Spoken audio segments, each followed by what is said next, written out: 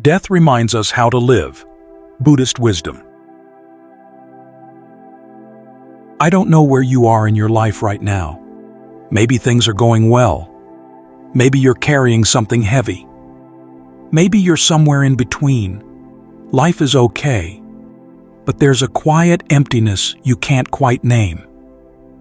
Wherever you are, I want you to know this conversation is for you.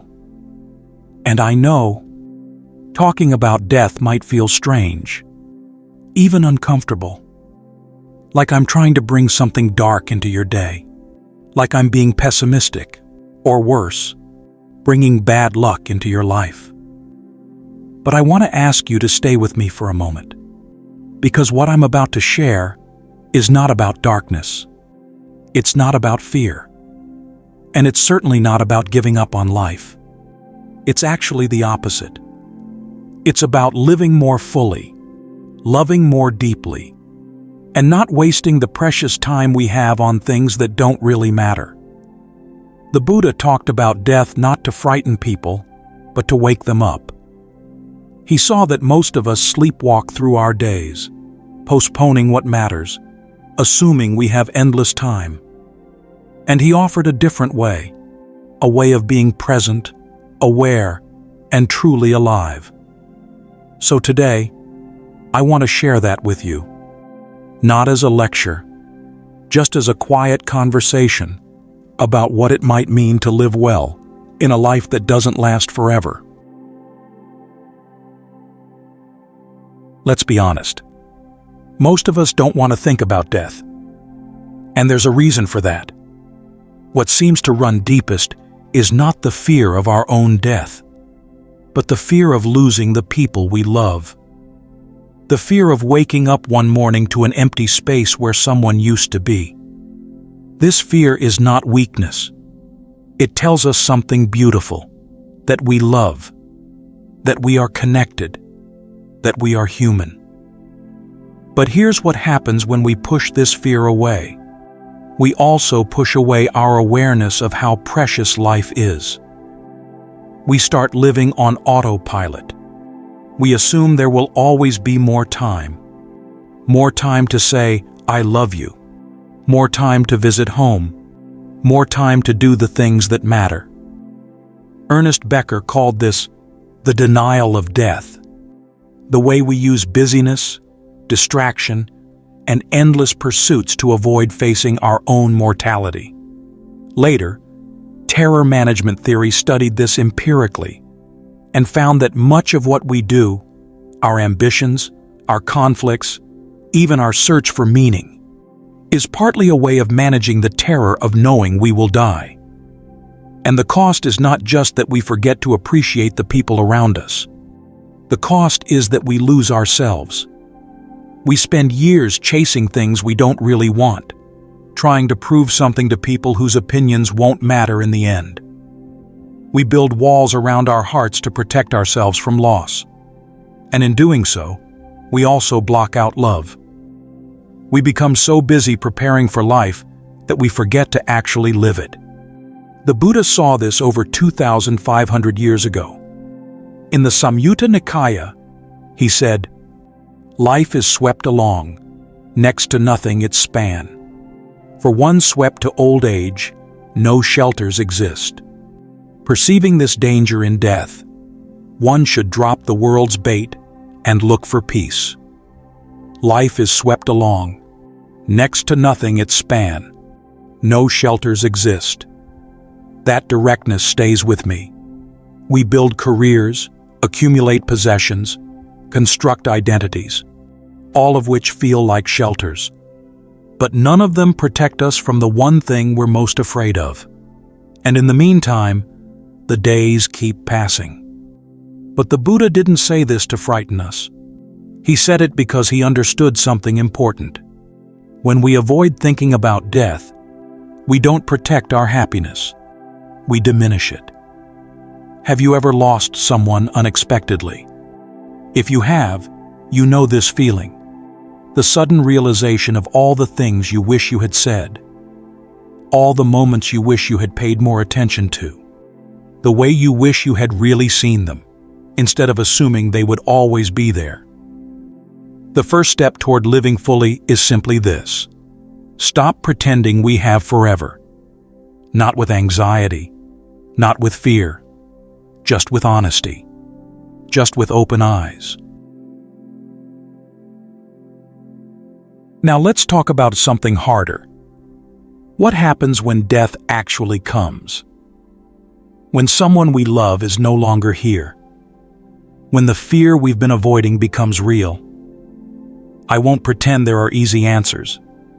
Grief is one of the heaviest things a human being can carry. And if you're carrying it right now, I want you to know, I'm not going to rush you to let go or move on, as if grief has a deadline. Those things may come in their own time, but they can't be forced. And you don't have to pretend you're okay when you're not. Because grief is not a problem to be solved. It's the natural response of a heart that has loved deeply.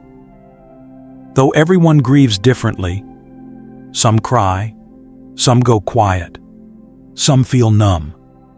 The pain itself tells us that this person mattered. And here's something I've come to believe. Grief is not the opposite of love. It's not even the end of love. It's love with nowhere to go. It's all the care, all the tenderness, all the things you still want to give, but the person who was supposed to receive them is no longer here. That's why grief doesn't just go away. Because love doesn't go away. It transforms. It finds new shapes. Sometimes it becomes memory. Sometimes it becomes the way we live. Sometimes it becomes the kindness we offer to others who are suffering. But I do want to share something that might help. Not to take away the pain, but to help you find your way through it, without being crushed by it. In the Samyutta Nikaya, there's a moment when Ananda, one of the Buddha's closest disciples, receives news that his dear friend Sariputta has died. And he describes what it felt like. Lord, when I heard that the Venerable Sariputta had passed away, my body became weak as a creeper. Everything around me became dim. Things were no longer clear to me. Ananda was not a beginner. He had practiced for years, and still, grief shook him to the core. The Buddha didn't scold him. He didn't say, "You've been practicing for years, you should know better." He didn't dismiss his pain as weakness or tell him to simply accept impermanence. Instead, he gently reminded him, "Ananda, haven't I already taught that with regard to all things dear and appealing, there is change, there is separation? How could it be that what is born would not cease to exist? That is not possible. This is not coldness. This is clarity." The Buddha wasn't dismissing Ananda's pain. He was saying, this pain is part of loving. You cannot have one without the other. And there's a strange comfort in that, because it means your grief is not a sign that something went wrong.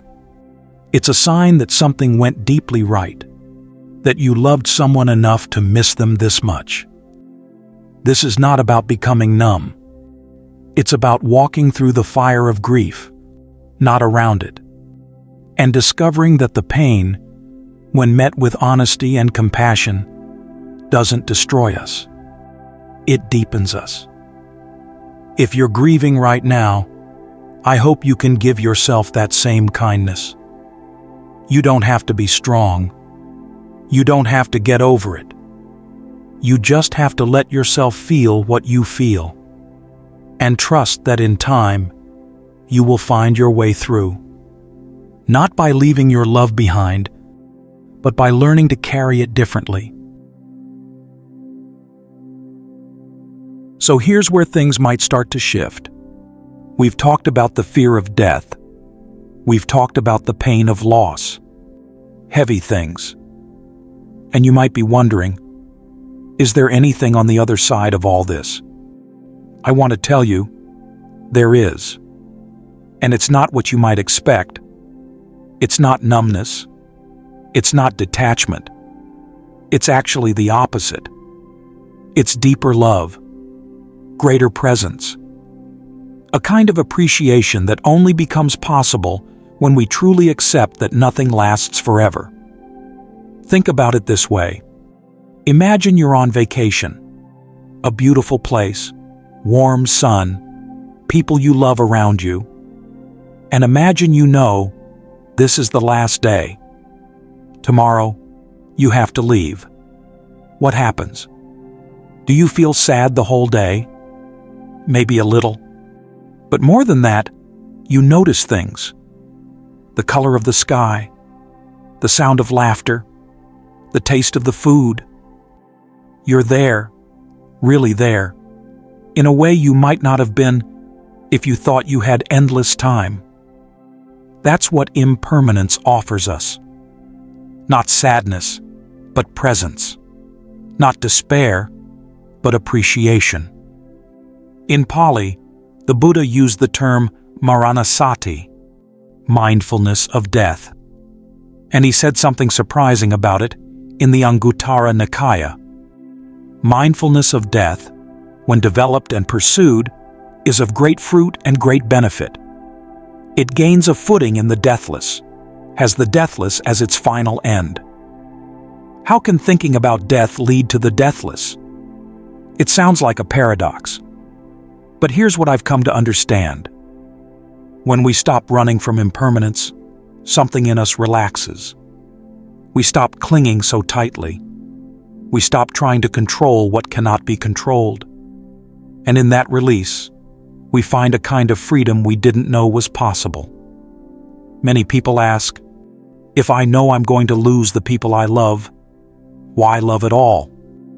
But I think this question comes from fear, not from wisdom. Because here's the truth. We don't love people because they'll last forever. We love them because they're here now. We love them because something in us recognizes something in them. We love them because that's what it means to be human. And when we accept that we will lose them, not as a dark thought, but as a simple truth, something shifts. We stop loving out of fear. We stop holding on so tightly that we squeeze the life out of our relationships. We start loving freely, openly, without conditions. If your parents were always there, forever, guaranteed, would you remember to call them? If your children stayed small forever, would you notice how beautiful it is to watch them grow? The cherry blossoms are beautiful because they fall. The sunset moves us because it fades. And the people we love are dear to us, not despite the fact that we'll lose them, but in some mysterious way, because of it.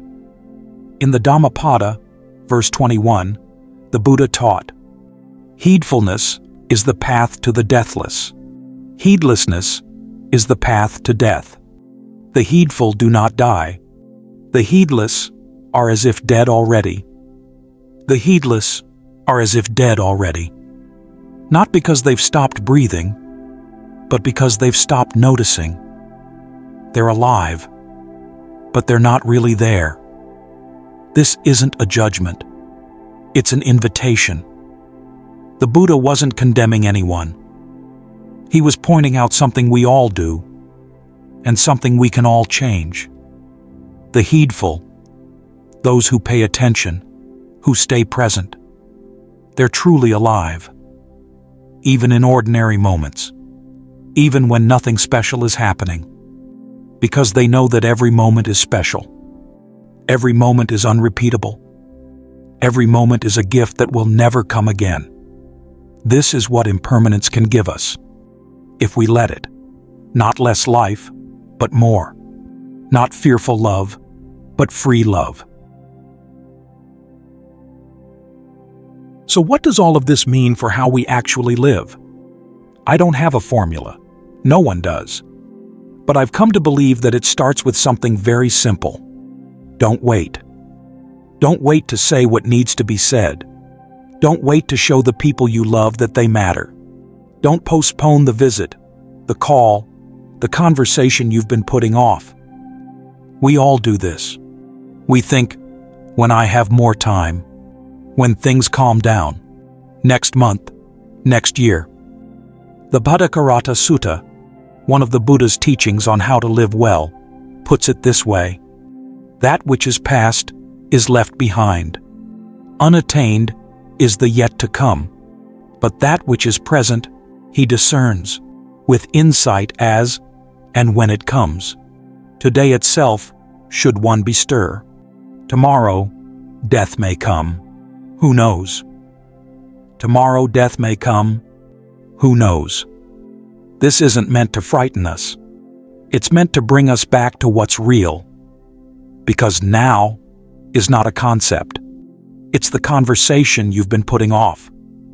It's the "I love you" that sits on your tongue but never quite makes it out. It's the trip home, the apology, the forgiveness, the dream you've been waiting to pursue when the time is right. The time is now. Not because you're dying, but because you're alive.